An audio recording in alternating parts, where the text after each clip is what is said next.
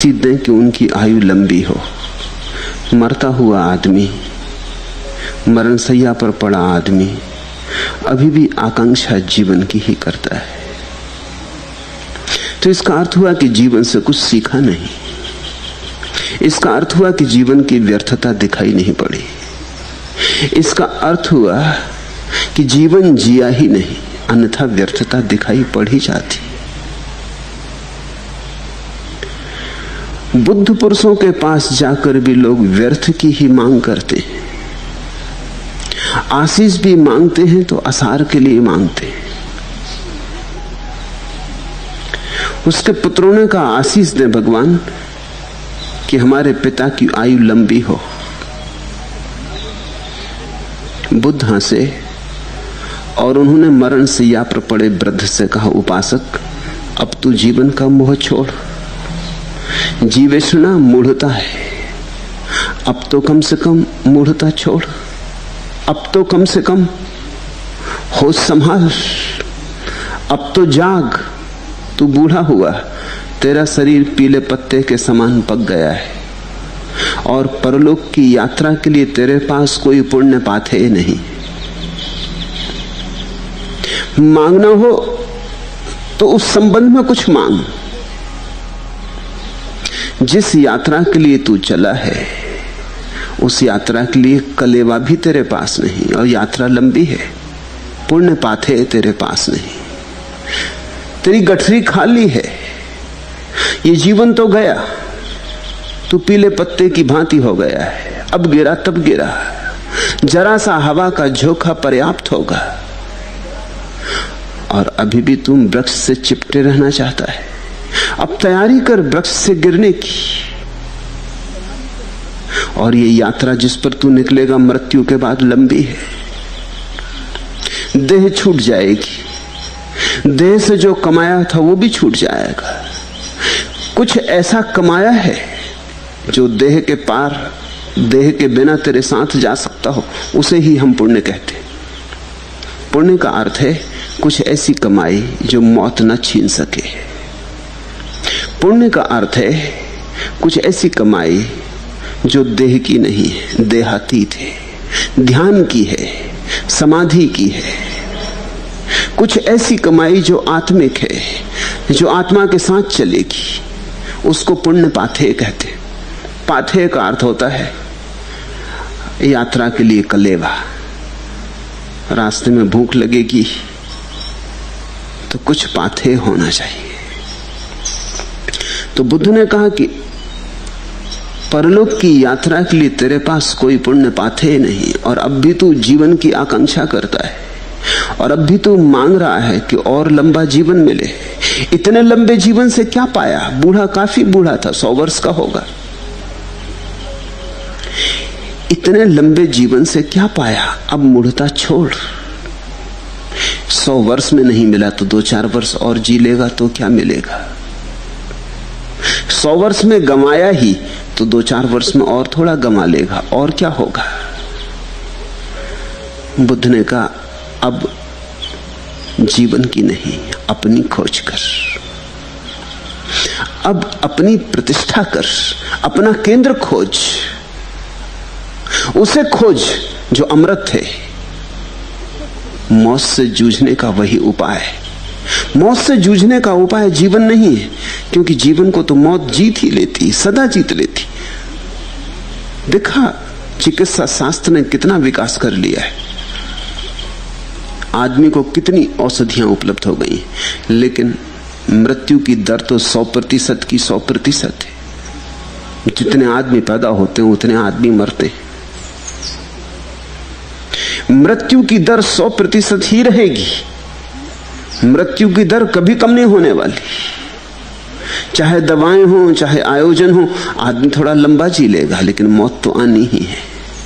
ऐसा कभी भी ना होगा कि मौत 99% हो, कि 100 बच्चे पैदा हों और 99 आदमी मरे और एक बच जाए। मृत्यु दर सुनिश्चित है। जीवन में तूने पाया क्या? बुद्ध उससे पूछने लगी। ये बात बड़ी कठोर है। मरते आदमी से ऐसी बात पूछनी नहीं चाहिए। मरते आदमी को तो हम सांत्वना देते, मरते आदमी को तो हम लोरी सुनाते हैं कि वो सो जाए शांति से।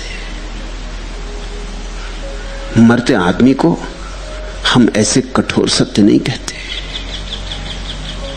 लेकिन बुद्ध ने बड़ा कठोर सत्य कहा। उससे कहा, तेरे पास कोई पुण्य पाथ ही नहीं, अपनी प्रतिष्ठा कर, अपना केंद्र खोज, स्वामी रम, प्रज्ञावान हो, अब और मूर्ख मत बन, स्वप्नों से जाग। जीवन मात्र एक स्वप्न है। संत सांत्वना नहीं देते, और जो सांत्वना दे वो संत नहीं है, इसे समझ लेना। हालांकि तुम जिन्हें संत कहते हो वे सांत्वना देने का ही काम करते हैं, और तुम उन्हें पूछते भी इसलिए हो कि वे सांत्वना देते, तुम्हारे सुख दुख में थपकी देते, तुम्हें भुलाए रखते हैं, भरमाए रखते हैं, तुमसे कहते चले जाते हैं सब ठीक है, घबराओ ना, सब ठीक हो जाएगा। संत सांत्वना देते ही नहीं, संत तो सत्य देते हैं, और सत्य सदा कठोर है। सत्य सदा कठोर है। जब मैं ऐसा कहता हूं तो इसका अर्थ ठीक से समझ लेना। सत्य अपने आप में कठोर नहीं है, लेकिन तुम इतना असत्य में जिए हो इसलिए सत्य कठोर मालूम होता है। तुमने अपना सारा जीवन असत्य कर लिया है, इसलिए सत्य की चोट गहरी पड़ती है, भिद जाती प्राणों तक। सत्य को तुम सह नहीं पाते क्योंकि तुमने असत्य को ही सहने का अभ्यास किया है। सत्य तो होता है नग्न, उस पर कोई वस्त्र नहीं होते, और न सत्य कोई मुखौटे ओढ़ता है, और न सत्य तुम्हारे अनुकूल होने की कोई चेष्टा करता है। तुम्हारे अनुकूल तो जो सत्य होगा तो असत्य हो जाए, तुम असत्य हो, तुम्हारे अनुकूल सत्य हुआ कि असत्य हुआ, और सांत्वना तुम्हें उसी से मिलती जो तुम्हारे अनुकूल हो। जो तुम्हारे प्रतिकूल हो उससे चोट लगती। ख्याल रखना, सत्य में कोई चोट नहीं है, क्योंकि तुमने असत्य का अभ्यास कर रखा है इसलिए चोट है। सत्य जटिल नहीं है, सत्य तो बड़ा सरल है, लेकिन तुम जटिल हो। सत्य तो सीधा साफ सुथरा है, लेकिन तुम बड़ी उलझन और बड़ी गांठों से भरे हो, तो सत्य की चोट लगती है। संत चोट करते हैं क्योंकि चोट ही एकमात्र आशा है, चोट में ही आश्वासन है, शायद तुम जग जाओ। इसलिए संतों को हम धन्यवाद भी नहीं दे पाते, और जब तक हम धन्यवाद देने को तैयार होते हैं तब तक संत जा चुके होते। जीसस को तुमने धन्यवाद दिया, बुद्ध को तुमने धन्यवाद दिया, हाँ, फिर मर जाने के बाद तुम हजारों साल तक पूजा करते हो। ये पश्चाताप है, तुम्हारी पूजा पश्चाताप है। तुम पश्चाताप करते हो कि हम धन्यवाद नहीं दे पाए, चूक गए, और ये सदा हुआ है। असंतों की तुम पूजा करते हो। तुम जरा अपने मन की बात पहचानना, परखना, तुम किसे संत कहते हो? जिसके पास जाके तुम्हें सांत्वना मिल जाए। तुम्हारा संत सांत्वना का नाम है, जो तुम्हारी पीठ थपथपा दे, जो तुमसे कहते घबराओ मत, जो तुमसे कहते मेरा हाथ तुम्हारे सिर पर है, जो तुमसे कहते मेरी आशीष तुम्हारे साथ है, जो तुमसे कहते कि प्रार्थना कर लो परमात्मा सब ठीक कर देगा, कि ये मंत्र जप लो, कि ये ताबीज ले लो, इससे सब ठीक हो जाएगा। जो तुम्हें सस्ते नुस्खे दे देता है और सस्ते नुस्खों में तुम सो जाते हो। जो तुम्हें सांत्वना देता है वह तुम्हारा दुश्मन है, क्योंकि उसकी सांत्वना के कारण ही तुम जागोगे नहीं। उसकी सांत्वना एक तरह की सामक दवाई है, ट्रैंकुलाइजर। अच्छी लगती, मीठी लगती, पर जो मीठा लगता है वो सभी अमृत थोड़ी होता है। सच तो यह है कि जिसको भी तुम्हारे गले के भीतर जहर उतारना हो, उसे जहर पर मिठास का लेप करना पड़ता है। सांत्वना मीठा जहर है, मारेगा, इससे तुम जागोगे नहीं। इसलिए बुद्ध पुरुष चोट करते हैं। उनके वचन तीर की तरह छिद जाते हैं। जिनमें सामर्थ होता है सहने का, वो रूपांतरित हो जाते हैं, और जो कायर हैं भाग खड़े होते, वो नाराज हो जाते हैं सदा के लिए। वो फिर कभी बुद्ध के चरणों में नहीं आते, वो कभी उनके पास नहीं फटकते, वो सदा के लिए दुखी होकर नाराज हो जाते, वो दुश्मन हो जाते।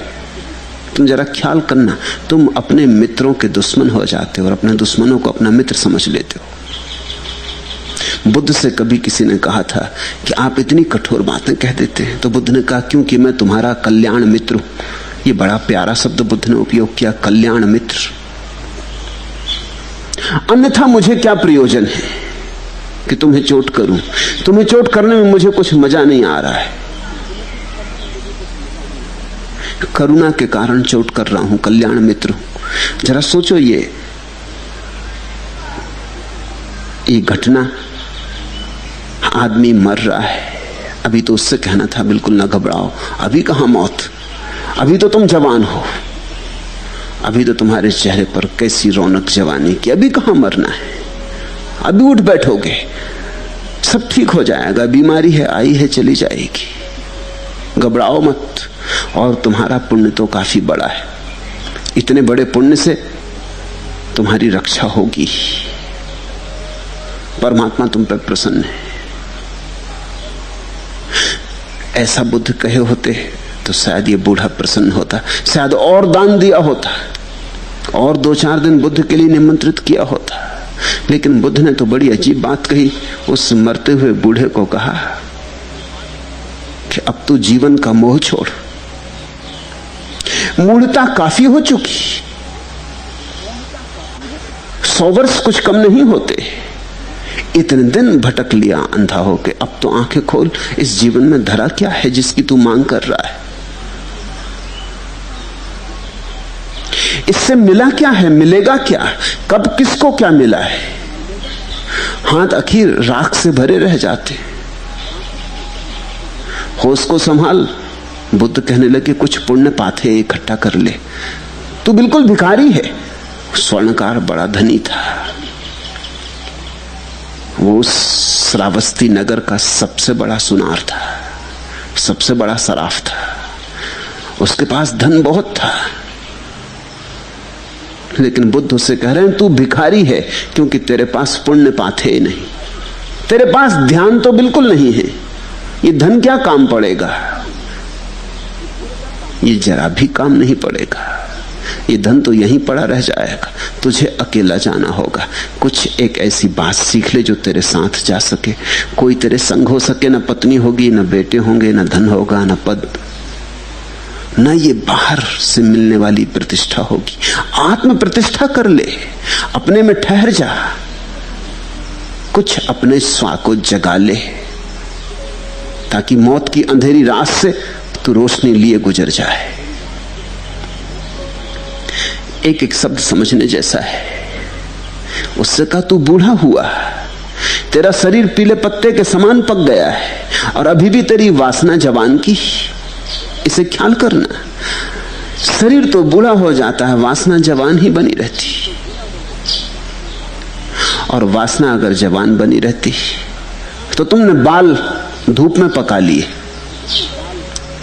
फिर तुम्हारे जीवन में कोई प्रौढ़ता नहीं है, तुम्हारे जीवन में कुछ समझ, कोई सार जीवन का तुम्हारे हाथ नहीं लगा। तुम बूढ़े तो हो गए लेकिन बचकाने के बचकाने हो। ख्याल करना, संत बच्चों की भांति हो जाते और असंत बचकाने के बचकाने रह जाते। बचकानापन और बच्चों की भांति हो जाने का फर्क ख्याल में ले लेना। बचकानेपन का अर्थ है आदमी बढ़ा ही नहीं, और पुनः बच्चों जैसे हो जाने का अर्थ है आदमी इतना बढ़ा कि फिर सरल हो गया, कि जटिलता की व्यर्थता दिखाई पड़ गई। तो बच्चों जैसा हो जाना तो बड़ा बहुमूल्य है, अमूल्य है, और बचकाने रह जाना बड़ा दुर्भाग्य है। बच्चों जैसे हो जाना तो सौभाग्य है, और बचकाने रह जाना बड़े से बड़ी दुर्भाग्य की दशा है। अब ये आदमी 100 वर्ष का हो गया, ये पीले पत्ते की तरह जरा सा हवा का झोंका, हवा के झोंके की भी जरूरत ना पड़ेगी, ये गिरेगा, बिना झोंके के भी गिर जाएगा। ये अपने पकने के कारण ही गिरने वाला है। मौत के किनारे खड़ा, घड़ी दो घड़ी की बात है, इस सीमा पर खड़े होकर भी पीछे देख रहा है, आगे नहीं देख रहा। जीवन को जकड़ रहा है, पकड़ रहा है, और थोड़ी देर रुक लूं, और थोड़ी देर रुक लूं। ख्याल करो, जब आदमी और थोड़ी देर रुकना चाहता है तो ये किस बात का सबूत होता है? ये इस बात का सबूत होता है कि जीवन को जी नहीं पाया। जिया जरूर ऊपर ऊपर, जीवन से पहचान न हुई, जीवन का सार इसके हाथ न लगा, ऐसे ही ऊपर से बह गया जीवन। अगर ठीक से जी लिया होता तो अब जीवन को ना पकड़ता,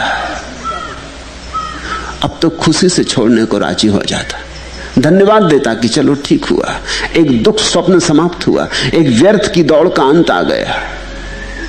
और ये भविष्य की तरफ देखता, ये पीछे की तरफ लौट के नहीं देखता।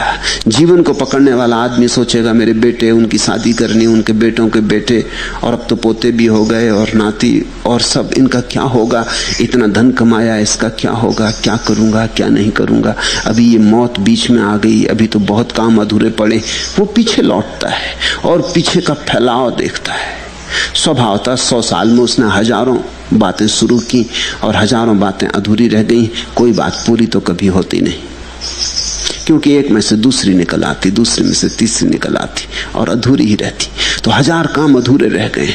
वो चाहता थोड़ी देर और रुक जाता तो सब पूरा कर लेता, जैसे कि कोई कभी पूरा कर पाया है।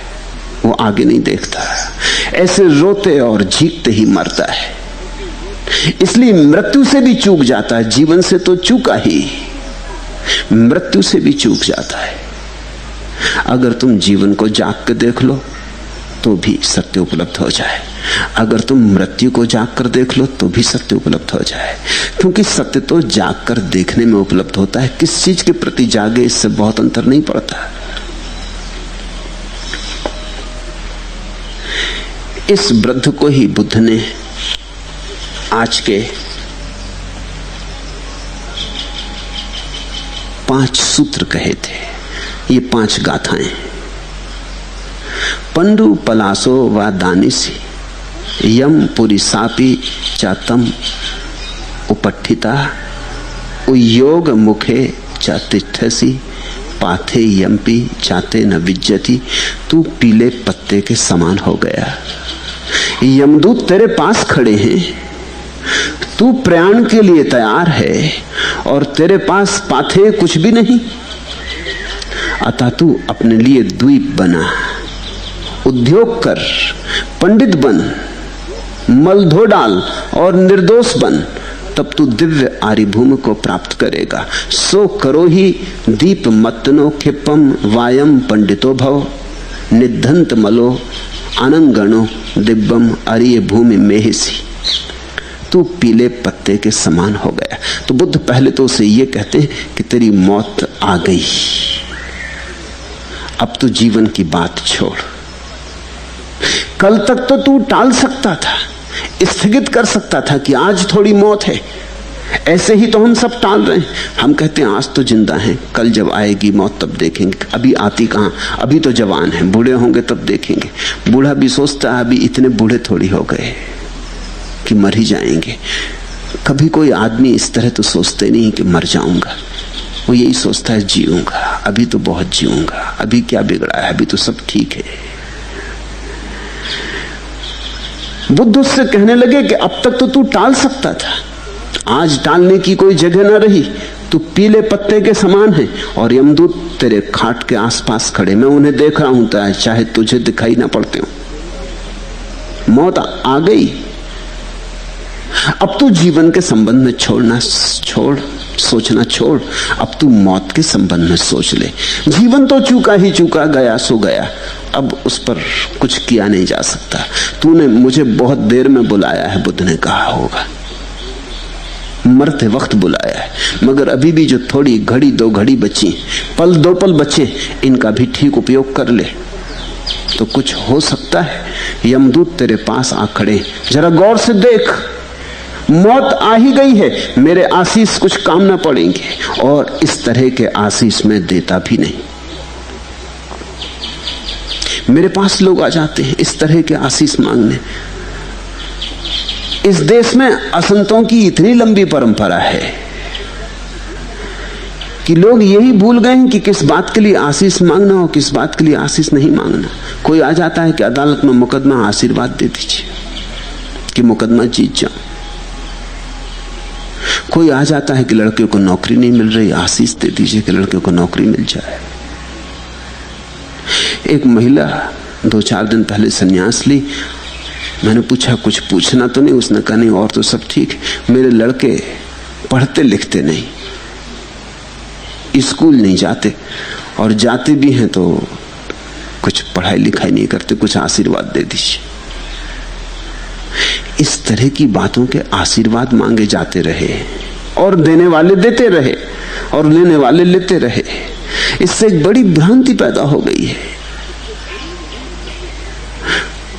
बुद्ध पुरुष के पास जाके किस बात का आशीर्वाद मांगना, इसकी भी व्यवस्था हम भूल गए। बुद्ध से तो एक ही बात का आशीर्वाद मांगा जा सकता है कि ज्ञान हो, कि ध्यान हो, कि समाधि हो, क्योंकि बुद्ध के सामने तो वही धन है और तो सब व्यर्थ है। और तो तुम कूड़े करकट का आशीर्वाद मांग रहे हो। तो वैसे समझो कि किसी चिकित्सक के जाकर कहो कि कुछ आशीर्वाद दे दो कि टीबी हो जाए, कि आशीर्वाद दे दो कि कैंसर हो जाए। तो जैसे ये मूढ़तापूर्ण लगेगा चिकित्सक को, वैसे ही बुद्ध को भी ये मूढ़तापूर्ण लगता है कि कोई मांगता है कि जीवन थोड़ा लंबा हो जाए। बुद्ध तो जीवन को रोग की तरह देखते, दुख और दुख और दुख। बुद्ध कहते हैं जन्म दुख, जवानी दुख, बुढ़ापा दुख, मृत्यु दुख। जीवन का सारा स्वाद दुख का है। इसको लंबाने का क्या अर्थ? तुम कैंसर को लंबाना चाहते हो, क्षय रोग को लंबाना चाहते हो? बुद्ध ने उसे काफी झकझोरा होगा। उस मरते आदमी के साथ बड़ी कठोरता की। उनकी करुणा अपार रही होगी। अन्यथा मरते पर तो वो सोचते कि अब जाने भी दो, जिंदगी भर तो जागा नहीं, अब क्या जागेगा, छोड़ो भी, अब मरते वक्त इसको शांति से मर जाने दो। नहीं, लेकिन बुद्ध ने उसे मरते वक्त झकझोरा। क्यों? क्योंकि सत्य कुछ ऐसी बात है कि कभी कभी क्षण में हो जाती, इसलिए एक क्षण भी खोया नहीं जा सकता। सत्य कुछ ऐसी बात है कि अगर चोट लग जाए, अगर आदमी हिम्मतवर हो, साहसी हो, हृदय वाला हो और चोट खा जाए तो एक क्षण में भी घट जाता है। इसलिए आखिरी बूंद तक जीवन की बुद्ध पुरुष चेष्टा करते हैं कि तुम जग जाओ। वो अंततः तुम्हें, अंतिम तक तुम्हें झकझोरे जाते हैं। कहा कि तू प्रयाण के लिए तैयार है और तेरे पास पाथे कुछ नहीं। खूब दुखी कर दिया होगा उस आदमी को। एक तो मौत, एक तो मर रहा हूं, जो था वो छूट रहा है। बेटे बेटी, परिवार, धन संपत्ति, जीवन भर की कमाई सब छूट जा रही। और एक ये सज्जन आ गए और ये सज्जन कह रहे हैं कि तेरे हाथ में कुछ नहीं, तो बिल्कुल खाली जा रहा है और यात्रा तो होने वाली, मौत आ गई। ये यमदूत खड़े, पालकी तैयार है, अब जल्दी बिठा के तुझे ले जाएंगे। और तेरे पास रास्ते के लिए पाथे भी नहीं है। और तो बात छोड़, ऐसा भी नहीं कि थोड़े बहुत पैसे रास्ते के लिए डाल दिए होते, वो भी तेरे पास नहीं है। तेरे पास ध्यान की कौड़ी भी नहीं है। खूब दुखी कर दिया होगा इस आदमी को। मगर समझना, बहुत दुख में ही शायद तुम जाग सको। सुख में तो आदमी सो जाता, दुख में जाग सकता है। सुख में तो नींद आ जाती, पीड़ा में नींद नहीं आती। बुद्ध ने ऐसी चोट की है उसके कलेजे पर कि अगर कलेजा होगा तो छार छार हो ही जाएगा। तेरे पास पाथे कुछ भी नहीं, तू भिखारी है और अभी भी तू आशीष मांग रहा है व्यर्थ के लिए। अब तो कुछ सार्थक कर ले, तू अपने लिए द्वीप बना। ये बुद्ध का विशिष्ट वचन है। तू अपने लिए द्वीप बना, सो करो ही दीप मत नो। देखते हैं द्वीप, सागर के बीच छोटा सा द्वीप, सबसे अलग थलग, महाद्वीप से टूटा, अपने में जीता है। बुद्ध बार बार कहते हैं द्वीप बनो। द्वीप का अर्थ है सब संबंधों से मुक्त हो जाओ, जैसे सागर में कोई छोटा द्वीप। किसी से जुड़े मत रहो, असंग हो जाओ। द्वीप का अर्थ है असंग हो जाओ, अकेले हो जाओ। उस बूढ़े से उन्होंने कहा कि अब तू अकेला हो जा, अब तू भूल ही जा कि कोई तेरा बेटा है, कोई तेरी पत्नी है, कोई तेरे पोते हैं, कोई तेरे नाती हैं, कुछ तेरे पास धन है, सब भूल जा। ये देह भी तेरी नहीं, इसके लिए तो लेने यमदूत आ गए। ये मन भी तेरा नहीं, ये भी सब उधार है। अब तू सारे संबंध छोड़ दे, अब तू असंग हो जा। इस मृत्यु की आखिरी घड़ी में तू एक काम कर ले, अपने सब नाते तोड़ दे, अपने सब सेतु गिरा दे, असंग और अकेला द्वीप की भांति हो जा। ऐसा असंग और अकेला होकर तू मुक्त हो जाएगा, फिर मृत्यु मोक्ष बन जाती। समझना, जो अकेला होकर मरता है वो मुक्त हो जाता है, जो संबंधों से जुड़ा मरता है वो फिर पैदा हो जाता है, फिर जीवन में लौट आता है। जब तक तुम्हें दूसरे की जरूरत है तब तक तुम वापस आते रहोगे, तब तक वापस आना ही पड़ेगा, क्योंकि दूसरा तो यही मिलता है और कहीं मिलता नहीं। पति मरते वक्त अगर पत्नी की आकांक्षा रखता है फिर लौट आएगा, पत्नी मरते वक्त पति की आकांक्षा करती फिर लौट आएगी।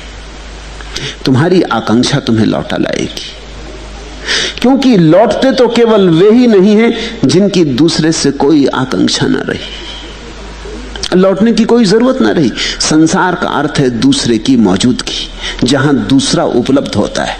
पत्नी मिल सकती, पति मिल सकता, मित्र मिल सकता, बेटे बेटियां मिल सकती, जहां दूसरा मिल सकता है वह स्थल है संसार। और मोक्ष का अर्थ है जहां तुम निपट अकेले हो, कैवल्यती दशा, जहां तुम्हारे अतिरिक्त कोई भी नहीं, तुम हो और बस तुम हो, जहां अनंत तक तुम ही तुम हो और कोई दूसरा नहीं, जहां तुम हल्लो भी ना कह सकोगे, जयराम जी भी ना कह सकोगे किसी से। उस दशा में जाने की तैयारी तो उसी की हो सकती है जो जीवन से सारे संबंध तोड़ के गया हो, जिसने पीछे लौट के भी ना देखा हो, जो पूरी विदा ले लिया हो संसार से। इस धारणा को बुद्ध कहते हैं द्वीप बनना। सो करो ही दीप मतनो खिप्पम वायम पंडितो भव। और बुद्ध कहते हैं ऐसा जो द्वीप बन गया हो ऐसा ही व्यक्ति पंडित है। पंडित का अर्थ तुम ऐसा मत जानना जैसा पंडित का अब अर्थ हो गया है। पंडित का मौलिक अर्थ होता है प्रज्ञा को उपलब्ध, जिसके भीतर की ज्योति जग गई। अब तो पंडित का अर्थ होता है जिसके पास शास्त्र का कूड़ा करकट काफी है, जिसके पास सूचनाएं बहुत हैं, जिसके भीतर की ज्योति तो बिल्कुल नहीं जली, लेकिन जिसने बाहर से धुआं काफी इकट्ठा कर लिया है। और तुमने कहावत तो सुनी होगी ना, जहां जहां धुआं वहां वहां आग। तो पंडित का अर्थ है आज ऐसा आदमी जिसने खूब धुआं इकट्ठा कर लिया है चारों तरफ, और स्वभावतः बाहर से जो लोग देखते हैं वो सोचते हैं जहां जहां धुआं वहां वहां आग। जब इतना धुआं है तो आग भी होगी। लेकिन तुम ऐसा इंतजाम कर सकते हो, ये तर्क का पुराना नियम काम नहीं देगा। तुम तो धुएं की टंकी रख सकते हो अपने बना के, और धुआं निकालते रहो, घर पूरे मोहल्ले को धोखा देते रहो कि आग जल रही है, और आग बिल्कुल ना हो, सिर्फ धुएं की टंकी। उधार धुआं लाया जा सकता है। पंडित बुद्ध कहते थे उस आदमी को जिसके भीतर की ज्योति जग गई। और सच तो यह है जब वह भीतर की ज्योति जगती तो धुआं होता ही नहीं। तुमने देखा आग के जलने से धुआं पैदा नहीं होता। धुआं पैदा होने का कारण दूसरा है, लकड़ी गीली होती इसलिए। जितनी लकड़ी सूखी होती है उतना ही कम धुआं पैदा होता है। लकड़ी अगर पूरी पूरी सूखी हो तो धुआं पैदा नहीं होता। तो धुआं आग से पैदा नहीं होता, धुआं तो लकड़ी में छिपे पानी से पैदा होता है। लकड़ी गीली होती तो धुंधवारा हो जाता है। जिसके भीतर की आग सच में जली और जिसने अपने को ध्यान में सुखाया था, और जिसके भीतर की वासना का सारा गीलापन, वासना का सारी आर्द्रता, सारा पानी सूख गया था, जिसके भीतर कोई वासना की दौड़ न रही थी, जो काष्ठवत हो गया था। इसलिए पुराना एक शब्द है काष्ठ समाधि। ऐसा हो जाता है व्यक्ति जैसे सूखी लकड़ी, काष्ठवत। और तब एक आग जलती, उस आग में फिर कोई धुआं नहीं होता। वो आग अपनी होती, उधार नहीं होती, किसी और की नहीं होती। और वो आग बिना ईंधन के जलती है, बिन बाती बिन तेल। न तो उसके लिए बाती की जरूरत होती, न तेल की जरूरत होती। वह अपूर्व चमत्कार है। एक ऐसा ज्ञान तुम्हारे भीतर घटता है जो बाहर से आया ही नहीं, जो तुम्हारे भीतर ही आविर्भूत होता है। उस दशा को बुद्ध कहते हैं पंडित। सो करो ही दीप मतनो खिप्पम वायम पंडितो भव। अब तो तू दीप बन जा, अब तो तू पंडित बन, उद्योग कर, मल धो डाल और निर्दोष बन। अब और मल इकट्ठा मत कर, अब और जीवन मत मांग, अब तो कुछ मांग ही मत। अब तो जो मौत द्वार पर आ गई उसे स्वीकार कर ले, स्वागत से स्वीकार कर ले, तथाता भाव को उपलब्ध हो, उसमें उतर जा। अन्यथा की कोई मांग ना करते हुए। मल का अर्थ होता है मांग, मल का अर्थ होता है ऐसा हो जाए, वैसा हो जाए। मल का अर्थ होता है मैं जैसा चाहूं वैसा हो जाए। मल का अर्थ होता है मैं की छाया, मैं की गंदगी। जहां अहंकार है वहां मल है। अगर तुम अहंकार से जीते तो तुम मलेच्छ, अगर तुम अहंकार से मुक्त हो गए तो निर्दोष, निर्मल। और जो निर्मल हो जाता है उसने ही जाना। तो बुद्ध कहते हैं निर्दोष बन, मल धो डाल, और तब तू दिव्य आर्य भूमि को प्राप्त करेगा। निधंत मलो अनंगणो दिव्यम आर्य भूमि में सी। और श्रेष्ठ पुरुषों को जो उपलब्ध होता, श्रेष्ठतम को जो उपलब्ध होता, वो परमलोक, उसको बुद्ध कहते हैं आर्य भूमि, श्रेष्ठों का देश। वह आकाश जो उन्हीं को मिलता जो सारे मल को धो डाले। उस ऊंचाई पर वे ही उठ पाते जिनका सारा मल कट गया है। तू मुझसे आशीष मांग, बुद्ध ने कहा, जीवन का नहीं, मोक्ष का। तू मुझसे आशीष मांग। क्या इस जमीन पर पैदा होने की आशीष मांगता? आशीष मांग के आर्य भूमि में तेरा जन्म हो। ख्याल रखना, आर्य भूमि का मतलब कोई हिंदुस्तान नहीं।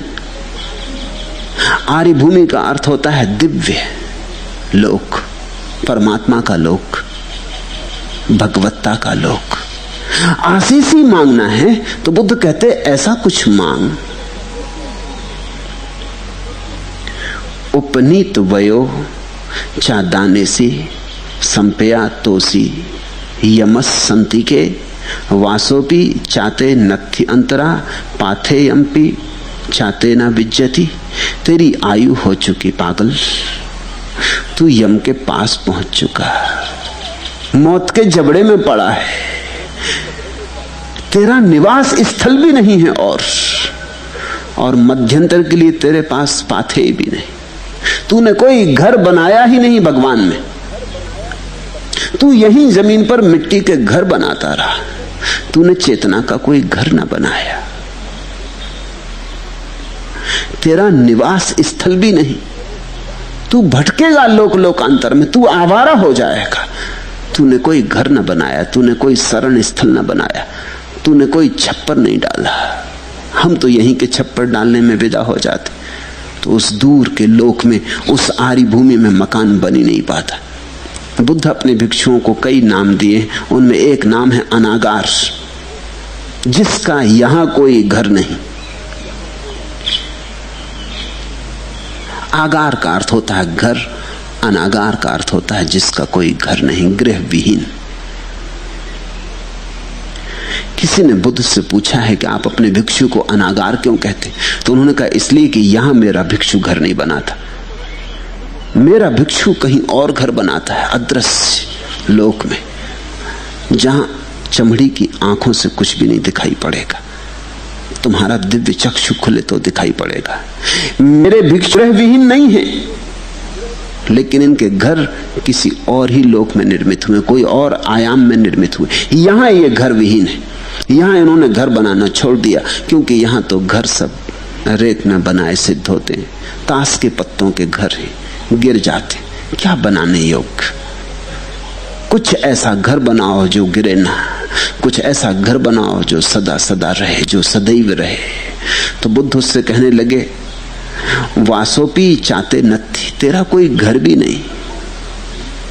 अंतरा पाथे यम पिचाते न बिज्जती, और न मध्यंतर के लिए, बीच के मार्ग के लिए कोई पाथे। उपनीत वयो, तेरी उम्र चुक गई मगर तेरी वासना नहीं चुकती। तो फिर जन्मेगा, फिर गर्भ में पड़ेगा, फिर उतर आएगा, फिर आवागमन हो जाएगा, फिर यही चक्कर जो तूने किया है बहुत बार, वही तू फिर करेगा। इस देश की जो सबसे अनूठी खोज है, जो मनुष्य जाति के लिए इस देश का सबसे बड़ा दान है, वो है आवागमन से मुक्त होने की धारणा। मनुष्य जाति के किसी और अंश ने कभी इस धारणा को नहीं उपजाया। पूर्व ने, विशेषकर भारत ने, इस धारणा को जन्म दिया कि हम बहुत बार पैदा हो चुके, और हर बार पैदा हो कि हमने वही किया जो हम अभी कर रहे हैं, और हम फिर पैदा होना चाहते हैं, और हम फिर यही करेंगे। तो हमारी मूढ़ता हद की होगी, क्योंकि इतनी पुनरुक्ति तो मूढ़ ही कर सकता है। जिसमें थोड़ी बुद्धि है वो पुनरुक्ति क्यों करेगा? वो कहेगा ये चाक जिसमें मैं बंधा हुआ घूम रहा हूं अब बंद होना चाहिए। तो बुद्ध उससे कहने लगे तेरी आयु हो चुकी, लेकिन तेरी वासना नहीं चुकती। यम के मुंह में बैठा है, फिर भी जीवन की आकांक्षा करता है। सो करो ही दीप मतनो खिप्पम वायम पंडितो भव। मैं तुझसे फिर कहता, बुद्ध ने कहा, फिर कहता हूं कि तू अपने लिए दीप बना, उद्योग कर, पंडित बन। निधंत मलो अनंगनो न पुनः जाति जरम उपहेसी। मल धो डाल, निर्दोष बन। मैं तुझे आशीष देता हूं कि अगर तू थोड़ा उद्योग करे तो फिर तेरा न कोई जन्म होगा और न फिर तेरी कोई मृत्यु होगी। फिर तू जन्म और जरा को प्राप्त नहीं होगा। निधंत मलो अनंगणो न पुनः जाति जरम उपहेसी। यही बुद्धों का आशीष हो सकता है कि फिर तुम्हारा जन्म ना हो। बड़ा अजीब सा लगेगा, क्योंकि हम तो लोगों को इस तरह का आशीष देते हैं कि तुम्हारी लंबी आयु हो, खूब जियो, जुग जुग जियो। बुद्ध पुरुष कहते हैं कि आशीष कि फिर कभी ना जियो, कि फिर कभी ना जन्मो, क्योंकि जन्म होगा तो फिर मौत होगी, जन्म होगा तो फिर बुढ़ापा होगा, जन्म होगा तो फिर दुख पीड़ा होगी, जन्म होगा तो फिर चिंता संताप होगा। इसलिए जन्म ही ना हो, ऐसा आशीष दुनिया में कहीं और नहीं दिया गया है। सिर्फ इस देश में ऐसा आशीष दिया गया है कि तुम्हारा कभी जन्म ना हो, तुम्हारा फिर कभी कोई आना ना हो, तुम अनागामी हो जाओ। बुद्ध ने कहा आशीष मांगता है तो ऐसा आशीष ले। अनुपुब्बेन मेधावी थोक थोकम खणे खणे कम मारो रजत सेव निध में मलमत्नो। सुनार था बूढ़ा, तो उन्होंने उदाहरण दिया कि सुनार जैसे चांदी के मैल को क्रमशः थोड़ा थोड़ा और क्षण क्षण जलाकर उसे शुद्ध करता है, वैसे ही मेधावी पुरुष अपने मैल को क्रमशः दूर कर लेता। ऐसा ही तू कर। अनुपुब्बेन मेधावी थोक थोकम खणे खणे, कितना ही मैल हो धीरे धीरे थोड़ा थोड़ा करके क्षण क्षण करके कट जाता है। सागर रीच जाते, बूंद बूंद करके घड़ा खाली हो जाता है। अनुपुब्बेन मेधावी थोक थोकम खणे खणे, कम्मारो रजस्सेव निध में मलमत्तनो। और तू तो सुनार है, तू तो जानता है कि चांदी में कितनी ही गंदगी हो, धीरे धीरे साफ करके चांदी साफ हो जाती। ऐसा ही तू भी मेधावी बन, साफ हो जा, शुद्ध हो जा, निर्मल हो जा। जीवन का आशीष नहीं देता, परम जीवन का आशीष देता हूं। ऐसे जीवन का आशीष देता हूं जहां शाश्वत आनंद होगा, शाश्वत शांति होगी।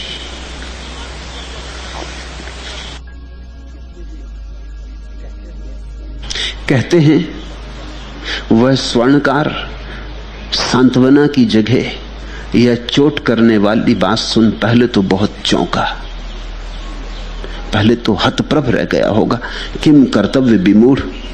पहले तो सोचा होगा किस आदमी को बुला लिया, किससे आशीष मांगने की भूल कर ली। हम तो इस जीवन को बढ़ाने की बात कर रहे हैं, ये आगे के भी सब जीवन समाप्त करने का आशीर्वाद दे रहा है। हमने तो मांगा कि ये जीवन थोड़ा लंबा हो जाए, और ये कह रहा है कि कभी तेरा जीवन ही ना हो, अब कोई, अब सदा के लिए समाप्ति हो जाए, बात ही खत्म हो, जड़ मूल से ही काट देते हैं। पहले तो बहुत चौंका, जैसे कोई भी चौंकता। संतों से पहले भी मिलना हुआ होगा, तथाकथित संतों से जो सांत्वना देते हैं, जिनका काम ही ये कि तुम्हारे घाव पर मलहम पट्टी करते रहते, जो तुम्हें सब तरह से समझाते रहते।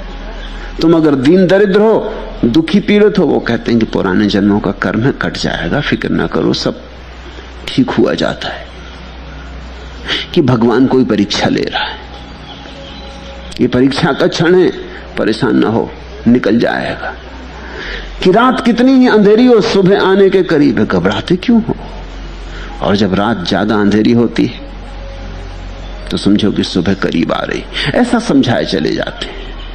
हर हाल में तुम टिके रहो, बने रहो, जहां हो जैसे रहो, तुम्हारी मलहम पट्टी करते रहते। शायद ऐसे संतों से इसका मिलना जीवन में हुआ होगा। उसी आधार पर तो ये बुद्ध से भी इस तरह का आशीष मांगने की भूल कर बैठा।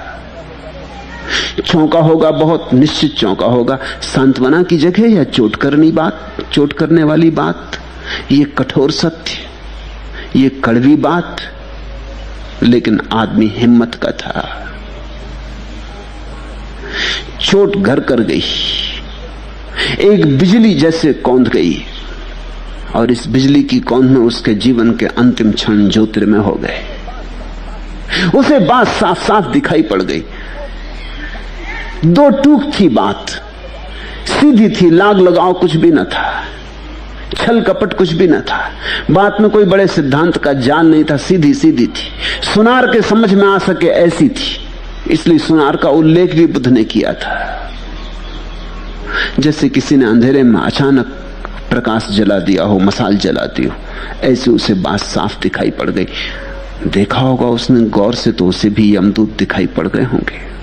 बात तो सच्ची थी, कितनी ही कड़वी हो सच तो थी ही, कितना ही नग्न हो सत्य, झुटलाया नहीं जा सकता था। कायर होता, कमजोर होता तो शायद झुटला देता। कहता अपने बेटों से कि किसको लेवा लाए हो, अरे किसी संत को लाओ। किस तरह के आदमी को लेवा लाए, मैं मर रहा हूं, मैं चाहता हूं कि थोड़ी सी कोई शांति मुझे दे, समझाए, और ये आदमी और जो कुछ थोड़ी बहुत शांति है वो भी छीने ले रहा। ये मेरे पैर के नीचे की जमीन खिसका ले रहा। किसको यहां ले आयो? लेकिन आदमी हिम्मत कर रहा होगा। उसने बात को हटाया नहीं, जाने दिया हृदय में। काटती थी, दुखती थी, पीड़ा होती थी, लेकिन बात जाने थी। एक बिजली की भांति उसके अंतिम क्षण ज्योतिर्मय हो गए। सांत्वना देते भी नहीं संत, उसे उस क्षण दिखाई पड़ा। संत तो वही जो सत्य देता है, उसे उस क्षण दिखाई पड़ा। फिर चाहे कितना ही कड़वा क्यों ना हो, और दवाएं कड़वी होती ही हैं, उसे ये बात समझ में पड़ी। दवाएं लेता भी रहा होगा, बीमार था, वर्षों से खाट पर लगा था, तो उसे ख्याल में आया होगा दवाएं कड़वी होती भी हैं। वह स्वर्णकार श्रोतापत्ति फल को पाकर मरा, वह धन्यभागी था। बुद्ध जैसा वैद्य जीवन के अंतिम क्षण में भी मिल जाए तो बड़ा धन्यभाग है। श्रोतापत्ति फल को पाकर मरा, वो ध्यान की धारा में प्रविष्ट हो गया। ये एक चौंकाने वाली बात, ये एक चोट तलवार की जैसे उसके मोह के जाल को काट गई। उसने बुद्ध के चरणों में सिर रख दिया, झुक गया, समर्पित हो गया। उसने धन्यवाद दिया बुद्ध को। उसने कहा कोई हर्ज नहीं, जीवन भर भटका, कोई हर्ज नहीं। अगर सुबह का भूला सांझ भी घर आ जाए तो भूला तो नहीं कहलाता। चलो सांझ ही सही, सूरज ढलते ढलते सही घर आ गया, बात समझ में आ गई। उसने पीछे लौट के देखना बंद कर दिया। जैसे ही तुम पीछे लौट के देखना बंद करते हो और जीवन की कामना और वासना को छोड़ देते हो, वैसे ही शांति फलित हो जाती, वैसे ही ध्यान लग जाता। विचार अपने आप चले जाते हैं जब वासना चली जाए। विचार तो वासना की छाया है, वासना के जाए बिना जाते नहीं। तुम कितने ही विचारों को हटाओ, जब तक वासना घर जमाए बैठी तब तक विचार आते ही रहेंगे। जब तक वासना का वृक्ष है तब तक विचारों के पक्षी उस पर डेरा डालते ही रहेंगे, आते ही रहेंगे। वासना का वृक्ष ही कट जाए तो फिर पक्षी आने अपने आप बंद हो जाते। और ये एक क्षण में हुआ। ये बुद्ध विचार की एक अनूठी प्रक्रिया है। फिर बुद्ध से लेकर 2500 वर्षों में अनेकों को ये घटना घटी, कभी कभी एक क्षण में। योग में इस तरह की कोई व्यवस्था नहीं है। योग तो कहता है जन्मों जन्मों चेष्टा करनी पड़ती तब कुछ मिलता है। बुद्ध ने कहा कि अगर बोध की क्षमता हो, अगर साहस हो, अगर हिम्मत हो अज्ञात में उतरने की, तो एक क्षण में भी हो जाता है। कोई अनंत काल तक प्रतीक्षा करने की जरूरत नहीं, श्रम करने की जरूरत नहीं। त्वरा चाहिए, तीव्रता चाहिए। अगर तीव्रता हो तो एक क्षण में लपट पैदा हो जाती, और अगर तीव्रता ना हो तो तुम जन्म जन्म कोशिश करते रहो, अधूरी अधूरी कोशिश, कुनकुनी कोशिश, कुछ परिणाम नहीं होता। आग जलती ही नहीं, पानी कभी भाप बनता ही नहीं, तुम कभी आकाश में उड़ते ही नहीं, पंख तुम्हें कभी लगते ही नहीं। ख्याल रखना, लोग मुझसे कभी कभी आके पूछते हैं कि समाधि कितने समय में फलित होगी। मैं उनसे कहता हूं तुम पर निर्भर करता। समाधि का कोई हिसाब नहीं है कि 6 साल में कि 12 साल में। महावीर को 12 साल में हुई, बुद्ध को 6 साल में हुई,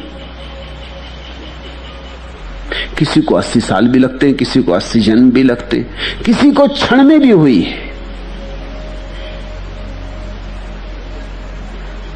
तुम पर निर्भर करता है कितनी त्वरा, कितनी तीव्रता, कितने बल से तुम चले हो। तुमने अपने को पूरा दांव पर लगाया तो एक क्षण में भी हुई, और तुमने धीरे धीरे दांव पर लगाया। दांव पर लगाया नहीं मतलब धीरे धीरे सौदा करने की कोशिश की कि देखें शायद इतने से हो जाए, कि देखें शायद इतने से हो जाए, तो काफी समय लग जाता है। समाधि समयातीत है, इसलिए समय का कोई संबंध नहीं है, एक क्षण में भी हो सकती। यह बूढ़ा श्रोतापत्ति फल को उत्पन्न होकर मरा। श्रोतापत्ति फल शुरुआत है और मोक्ष अंत है। श्रोतापत्ति फल का अर्थ होता है स्रोत में उतर गया, धारा में उतर गया, और जो धारा में उतर गया वो सागर पहुंच ही जाएगा। अब कुछ देर की बात ना रही, पहुंचा ही है। नाव छोड़ दी धारा में, धारा तो जा ही रही सागर की तरफ। इसे तुम समझना। इस जगत में ध्यान की धारा बह रही है, उस ध्यान की धारा को ही तुम गंगा समझो, वही गंगा है। उसी में नहाने से तुम पवित्र हो जाओगे, और तो सारी गंगाएं व्यर्थ है। एक ध्यान की धारा इस जगत में बह रही, जो उसमें उतर जाता है वो धारा उसे समाधि के सागर तक पहुंचा देती, ले जाती, खुद ले जाती। तुम्हें हाथ पैर भी नहीं चलाना पड़ता। रामकृष्ण कहते थे तुम तो अपनी नाव छोड़ दो, उसकी हवाएं तुम्हारे पालों में भर जाएंगी और तुम्हें गंतव्य तक ले जाएंगी। तुम तो इस नदी में उतर जाओ। बुद्ध कहते थे बस ये नदी तो जा ही रही है, ये तुम्हें ले जाएगी। नदी में उतरने की घड़ी श्रोतापत्ति फल कहलाती।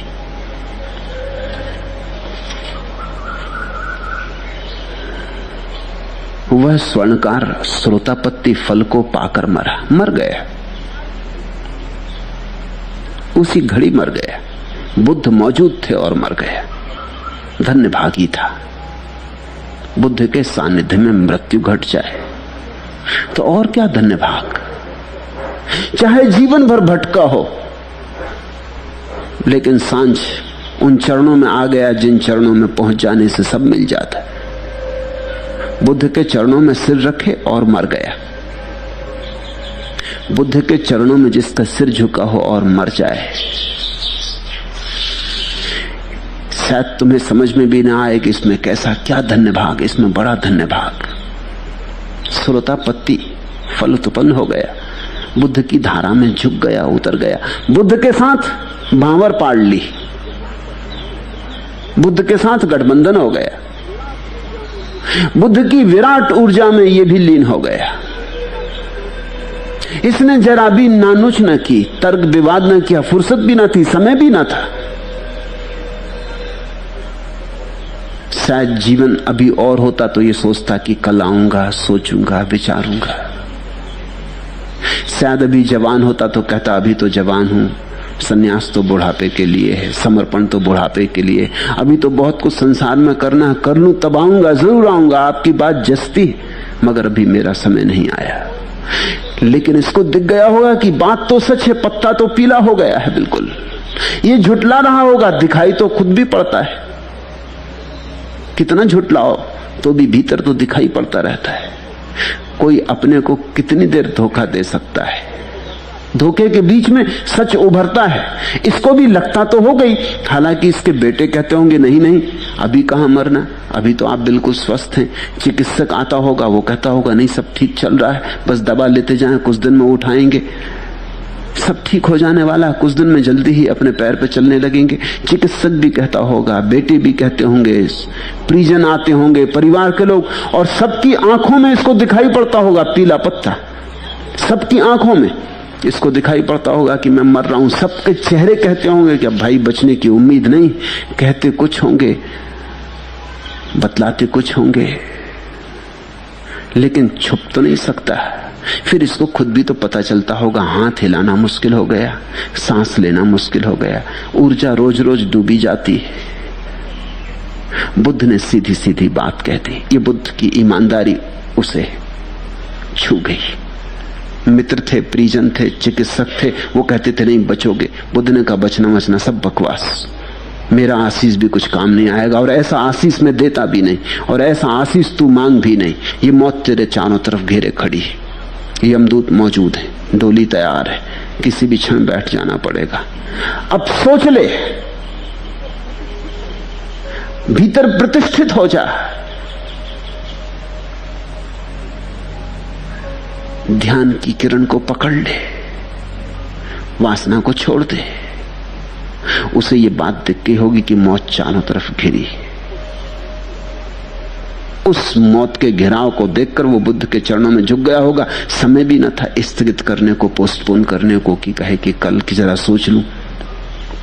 और मैं तुमसे कहता हूं कि ये घटना बड़ी अर्थपूर्ण है।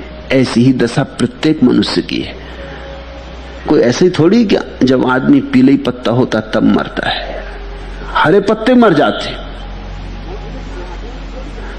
मौत कुछ बुढ़ापे में थोड़ी आती है, जवानी में आ जाती। मौत कुछ हिसाब थोड़ी रखती, मौत कोई नियम थोड़ी मानती है, किसी भी घड़ी आ सकती। तुम भी इसी दशा में हो जिस दशा में ये स्वर्णकार था। इससे रत्ती भर दशा भिन्न नहीं है। जरूरी नहीं कि कल भी तुम सभी यहां होगे, कोई विदा हो सकता है। स्थिति तो वही है। यमदूत ऐसा थोड़ी है कि कभी आते, वो तुम जब जन्मते हो तभी डोली लेके साथ आते। वो डोली लिए पास ही बैठे रहते, कब मौका आ जाए कि ले जाएं। कुछ ऐसा थोड़ी कि जब जरूरत पड़ेगी तब आएंगे, ऐसे में तो बहुत देर लग जाए। आदमी यमदूत अपने साथ ही लेके पैदा होता है। वो डोली तुम साथ ही लेके आए हो, तुम्हारी अर्थी बंधी हुई रखी है, देर अबेर बंध जाएगी। इसे तुम घटना को ऐसा मत सोचना कि ठीक है उस बूढ़े आदमी को ही ठीक है, अपने से कुछ इसका संबंध नहीं। शायद तुम ये भी सोच रहे हो कि मैं तुमसे ये कहानी क्यों कह रहा हूं, ये तो बूढ़ों को कहनी चाहिए। तो तुम भी उसी दशा में हो। एक दिन का पैदा हुआ बच्चा भी उसी दशा में है, जिसने पहली सांस ली वो बच्चा भी उसी दशा में, क्योंकि कई बार तो पहली सांस के बाद ही दूसरी सांस नहीं आती। जो बच्चा पैदा हो गया उसके पास मौत घिरी है। कब आएगी इसका पक्का पता नहीं है, लेकिन एक बात तो पक्की है कि आएगी, आ ही गई है, तुम्हें घेर के बैठी। फिर तुम अगर सोचो कि कल निर्णय करेंगे तो क्या पता बीच में आ जाए, तो निर्णय कभी ना हो पाए। इसलिए जिस व्यक्ति को जीवन में क्रांति लानी, उसके लिए समय नहीं है, उसके लिए यही क्षण है, एक ही क्षण है। इस क्षण में झुक जाए तो झुक जाए, इस क्षण में श्रोतापत्ति फल पैदा हो जाए तो हो जाए, या तो अभी या कभी नहीं, क्योंकि अभी के अतिरिक्त कोई समय ही नहीं। झुक गया बुद्ध के चरणों में झुके झुके मर गया। अपूर्व धनभागी था, समर्पण की दशा में मर गया। बुद्ध की उस चौंती हुई रोशनी में मर गया, उस भाव को समझता हुआ मर गया। बेटे तो रोए होंगे, परिवार तो रोया होगा, क्योंकि उनको तो ये दिखाई भी ना पड़ा होगा क्या हुआ। लेकिन बुद्ध प्रसन्न हुए होंगे, बुद्ध के जागरूक भिक्षु समझे होंगे, उनने समझा होगा कि अपूर्व घटा। इसलिए तो ये कथा धम्मपद में सम्मिलित कर ली गई। सभी कथाएं सम्मिलित नहीं कर ली गई। 40 वर्षों में हजारों बातें घटी हैं बुद्ध के जीवन में, सभी नहीं सम्मिलित कर ली गई, जो बहुत प्रतीकात्मक है, बहुत सूचक है। ये बड़ी सूचक घटना है।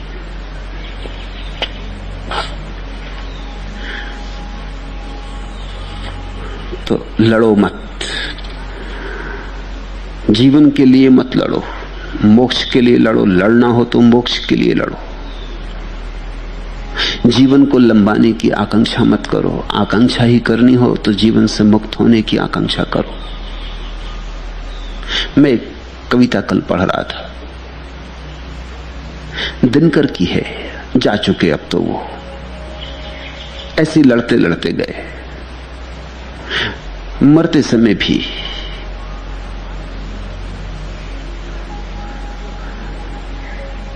श्रोतापन्न होने का सौभाग्य नहीं मिला। मेरे पास आते थे, ध्यान की बात भी पूछते थे, कहते थे कभी करूंगा भी, लेकिन चिंता उनको देह की बनी रहती थी। डायबिटीज था तो उसकी चिंता, भोजन से प्रेम था और डायबिटीज होने के कारण भोजन अब ठीक से जो करने का मन होता था वो नहीं कर पाते थे, उसकी बड़ी पीड़ा थी। ऐसे ही गए। उनकी कविता कल मेरे हाथ लग गई। बुढ़ापा तुमसे मेरी दोस्ती नहीं लड़ाई है, तुम्हारा आना दोस्त का आना नहीं दुश्मन की चढ़ाई है। तुम अकेले नहीं आए, विपत्तियों की फौज सजाकर लाए हो, लेकिन मैं आत्मसमर्पण नहीं करूंगा। जवानी की आखिरी दीवार से पीठ लगाकर मैं तुमसे अंत तक लड़ूंगा। लड़ते रहे। कविता ठीक ही है, वो जो कह रहे हैं ऐसा ही किया उन्होंने। लेकिन जीवन के लिए लड़ना, इसका एक ही अर्थ होता है, दूसरे जीवन की मांग। मौत तो आती, मगर मौत से लड़के तुम दूसरे जीवन के लिए रास्ता बना लेते। पैदा हो गए होंगे किसी गर्भ में, क्योंकि इतनी देर वो रुक नहीं सकते। इतनी प्रबल आकांक्षा थी जीवन की, जीवन को पकड़ रखने का ऐसा भाव था कि देर न लगी होगी। इधर मरे होंगे, उधर पैदा हो गए होंगे। फिर वही चक्कर, फिर वही उपद्रव, फिर मरेंगे। आशा की जा सकती है कि इस बार ऐसी भूल ना करेंगे, इस बार श्रोतापन्न होकर मरेंगे। श्रोतापन्न का अर्थ है अब मृत्यु को स्वीकार करके मर रहे हैं, क्योंकि मृत्यु जीवन का अपरिहार्य अंग है। मृत्यु ऐसे ही अनायास दुर्घटना नहीं है, मृत्यु जीवन का ही हिस्सा है। मृत्यु जीवन पर छाई है, जीवन में छिपी है। स्वीकार करके मर रहे हैं, क्योंकि अब जीवन की कोई आकांक्षा नहीं है। देख लिया, बहुत देख लिया, सब तरफ से देख लिया और कुछ सार नहीं पाया, इसलिए इस आनंद भाव से मर रहे हैं। लड़ते हुए नहीं, शांत भाव से डूब रहे हैं। जो शांत भाव से मर जाए उसका फिर जन्म नहीं होता। जो परिपूर्ण शांति में मर जाए वो अनागामी हो जाता है, वो उस लोक में स्थिर हो जाता है जिसको बुद्ध आरी भूमि कहते हैं। निधंत मलो अनंगणो दिव्यम अरी भूमि में हिसी। मैं तुमसे भी यही कहता हूं, मौत तो आएगी, उसको स्वीकार करना। जीवन की व्यर्थता दिख जाए तो ही स्वीकार कर सकोगे। अगर जीवन में सार्थकता दिखती तो कैसे स्वीकार करोगे? तो तुम लड़ोगे, लड़े कि तुम चूक जाओगे। यहां लड़ने को कुछ है ही नहीं, यहां जागने को बहुत कुछ है, लड़ने को कुछ भी नहीं है, जीतने को कुछ भी नहीं है, जागने को बहुत कुछ है। और जो जाग गया वही जीत गया। इसलिए जागे पुरुषों को हमने जिन कहा है, जिन यानी जीते हुए। मगर उनकी सारी जीत क्या थी? उनकी सारी जीत उनके जागरण में थी।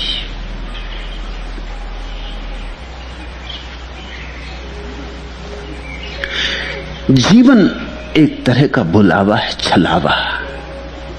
ये आशा बंधाता है, अभी तो कुछ भी ठीक नहीं है, कभी ठीक नहीं होता, मगर जीवन कहता कल ठीक हो जाएगा। अभी कल तक तो रुको, एक दिन तो और मांग लो, कौन जाने कल ठीक हो ही जाए। तो जीवन जीता आशा से। अभी अभी कोहरा चीर कर चमकेगा सूरज, चमक उठेंगी ठटकी नंगी भूरी डालें। अभी अभी थिरकेगी पछिया बयार, झरने लग जाएंगे नीम के पीले पत्ते। अभी अभी खिलखिलाकर हंस पड़ेगा कचनार, गुदगुदा उठेगा उसकी अगवानी में अमलतास की टहनियों का पोर पोर। अभी अभी करवटें लेंगे बूंदों के सपने, फूलों के अंदर, फलों फलियों के अंदर। अभी अभी कोहरा चीर कर चमकेगा सूरज, चमक उठेंगी ठटकी नंगी भूरी डारें। अभी अभी कुछ होगा, जल्दी कुछ होगा। थोड़ी देर और टिके रहो, थोड़ी देर और लड़े जाओ। कौन जाने कल ही वो नियति का दिन हो जब तुम पर सौभाग्य की वर्षा हो, छप्पर टूटे। कौन जाने, कल तो और रुक लो, एक दिन तो और देख लो। अब तक हारे सच है, लेकिन सदा थोड़े हारते रहोगे। ऐसा मन समझाता, ऐसा मन आशा की डोर में लटकाए रखता है और आदमी सरकता रहता। अगर जीवन से जागना है तो आशा से जागना पड़ता है।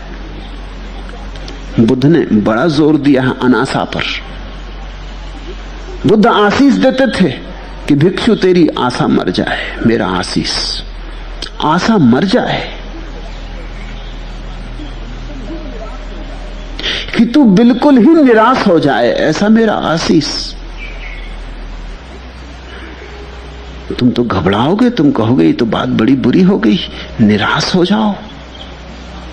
निराश का अर्थ होता है आस रहित हो जाओ, कोई आशा ना रहे। यह कोई दुखद अवस्था नहीं है निराशा, ये तो केवल जागरण की अवस्था है। अब कोई आशा ना रही, अब भविष्य ना रहा, अब कल की कोई बात ना रही। जब कल की कोई बात नहीं तो तुम्हारी ऊर्जा भविष्य में नहीं दौड़ती। भविष्य तो मरुस्थल की तरह है, उसी में तुम्हारी ऊर्जा खो जाती, नदी खो जाती मरुस्थल में। जब भविष्य नहीं रपसता, कोई आशा नहीं बचती, तो तुम्हारी ऊर्जा इकट्ठी होती, तुम्हारी ऊर्जा एक सरोवर बन जाती। उसी सरोवर में प्रतिष्ठा है, आत्म प्रतिष्ठा, स्वाबोध, और वही सरोवर एक दिन निर्वाण सिद्ध होता है।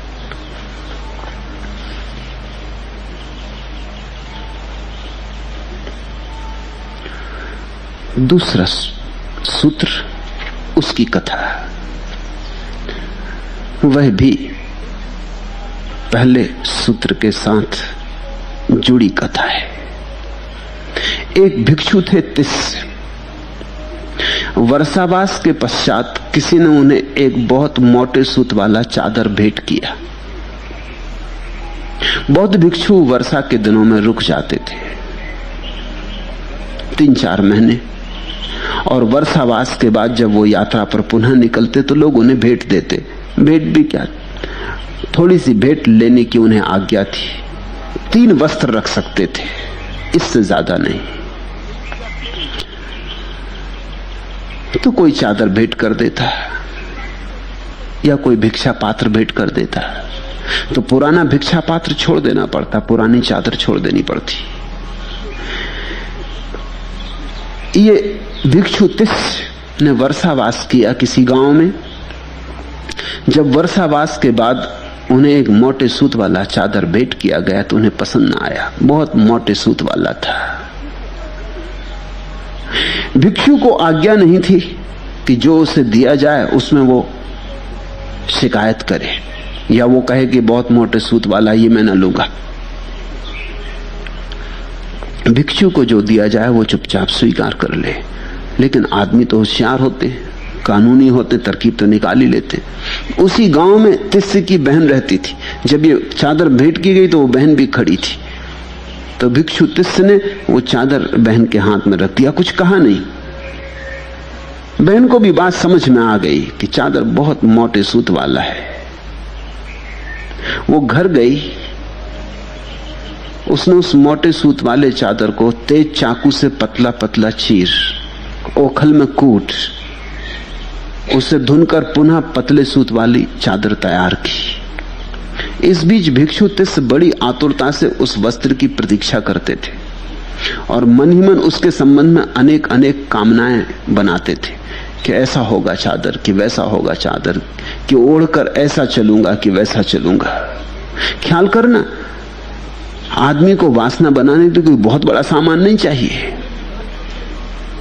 फकीर की लंगोटी काफी, उस पर ही सारे महल बन सकते हैं कामना के। कुछ ऐसा नहीं कि तुम्हें बहुत बड़ा महल चाहिए, एक झोपड़ी बहुत। आदमी की वासना को टांगने के लिए कोई भी खूंटी काम आ जाती है। अब एक चादर थी, उस पर कोई ऐसा परेशान होने की जरूरत न थी, लेकिन भिक्षु के लिए चादर ही बहुत। वो खूब सोचने लगे कि बहन ऐसा बनाएगी, कि बहन वैसा बनाएगी। बड़ी आतुरता से प्रतीक्षा करते थे, मन ही मन बड़ी कामनाएं उठती थी। एक दिन उन्होंने वह वस्त्र लाकर उन्हें भेंट किया। उनका मन मयूर नाच उठा। ऐसा सुंदर चीवर तो भगवान के पास भी नहीं। तिस्य ने सोचा और अहंकार को खूब पोषण मिला। उन्होंने कहा कि अब कल जब निकलूंगा पहन के तो भगवान को भी पता चलेगा कि तुम्हारे पास भी ऐसा सुंदर चादर नहीं। संघ में किसी के पास ऐसा चादर नहीं है। लेकिन सांझ हो गई थी, सो तिस्य ने सोचा कल पहनूंगा। अब रात को पहन के निकलूंगा तो देखेगा भी कौन, और मजा तो दिखाने का ही होता है। ऐसा सोचकर बड़े जतन और लाड़ प्यार से उस वस्त्र को अरगनी पर टांग दिया। वे रात उसकी चिंता में ठीक से सो भी ना सके। जिसके पास भी कुछ है वो चिंता की वजह से सो नहीं पाता। इसलिए गरीब सो लेता, अमीर नहीं सो पाता। अमीर को सोना चाहिए ज्यादा शांति से, उसके पास सब है। गरीब के पास कुछ भी नहीं, लेकिन गरीब सो लेता है, अमीर नहीं सो पाता। जैसे जैसे धन बढ़ता है वैसे वैसे चिंता बढ़ती। ये भिक्षु तिस्स रोज शांति से सो लेते थे, आज बड़ी बेचैनी में पड़ गया, रात कोई चुरा ही ले। अब भिक्षु ठहरते थे एक ही जगह, एक ही छप्पर के नीचे हजारों भिक्षु ठहरते थे, रात कोई उठा ही ले तो सुबह पता लगाना मुश्किल हो जाएगा। और इधर ऐसी है कि किसी की भी आंख में गड़ सकती है, और किसी ने देख ही लो बहन को लाते हुए और कोई इसी प्रतीक्षा में बैठा हो, तो रात भय के कारण 2-4 बार तो उठ उठ के अंधेरे में टटोल को उन्होंने देख लिया कि चादर अपनी जगह है या नहीं। नींद में उस सुंदर वस्त्र के संबंध में तरह तरह के स्वप्न भी चलते रहे। कब सुबह हो और कब पहनूं, ऐसी वासना पास पास मंडराती रही। संयोग की बात कि उसी रात तिस्स का देहांत हो गया। वह चीवर के प्रति इतनी अति बलवती तृष्णा थी उनकी, उस चादर चीवर के प्रति, कि तिस्स मरकर चीलर हो गए, चीवर आ गए, मरते ही चीलर हो गए और चीवर में जा बैठे। दूसरे दिन भिक्षु उनके मृत शरीर को जलाकर नियमानुसार उस चीवर को परस्पर बांटने के लिए उठाए। यह भी नियम था, जब एक भिक्षु मर जाए तो उसकी वस्तुएं बांट दी जाएं, जिनके पास न हो उन्हें दे दी जाएं। वह चीलर तो पागल हो उठा। वो चीलर, अब तो तिस्स कहां थे, अब तो चीलर हो गए थे, वो चादर में छुपे बैठे थे। वो बिल्कुल पागल हो उठा। हमारी वस्तु लूट रहे हैं कह कहकर इधर उधर दौड़ने और चिल्लाने लगा। भगवान के अतिरिक्त कोई और तो, चीलर की कितनी उम्र, चीलर कितनी देर जिएगा। तब भगवान ने भिक्षुओं को तिस्स के चीवर को आपस में बांट लेने को कहा। भिक्षुओं ने स्वभावतः भगवान से 1 सप्ताह पहले रुक जाने और फिर आज अचानक बांटने की आज्ञा देने का कारण पूछा। तब भगवान ने तिस्स के चीलर होने और दोबारा मरने की बात बताई और कहा, कामी अनंत बार मरता है, जितनी कामना उतनी मृत्यु, क्योंकि जितनी कामना उतने जन्म। प्रत्येक कामना एक जन्म बन जाती है और प्रत्येक कामना एक मृत्यु बन जाती। और यह गाथा कही, ऐसा व मलम समुटित्थम तदुत्थाय तमेव खादति एवं अतिधोनचारिणम सानी कम्मानी नयंती दुर्गतिम। जैसे लोहे का मोर्चा उससे उत्पन्न होकर उसी को खाता है, वैसे ही सदाचार का उल्लंघन करने वाले मनुष्य के अपने कर्म उसे दुर्गति को पहुंचाते। एक कथा महत्वपूर्ण है। एक तो तुम ये मत सोचना कि ज्यादा हो तो ही परेशानी होती, ज्यादा कम से कोई संबंध नहीं। परेशानी लानी हो तो किसी भी चीज पर परेशानी आ सकती है, क्षुद्र सी चीज पे परेशानी हो सकती है। और परेशानी ना होनी हो, ना उठानी हो, ना परेशानी में जाना हो तो विराट से विराट चीज भी कोई परेशानी नहीं ला सकती। तो कभी ऐसा भी होता है भिक्षु तिस्स जैसा आदमी एक चादर के पीछे चिंतित हो जाता है, और कभी राजा जनक जैसा आदमी बड़े साम्राज्य में रहते हुए भी जरा भी चिंतित नहीं होता।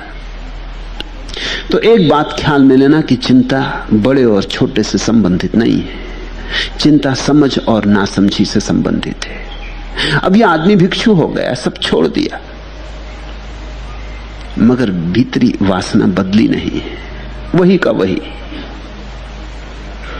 कभी हो सकता था रास्ते पे अकड़ के चलता रहा हो, अब भी वही अकड़ कायम है, छिप गई है।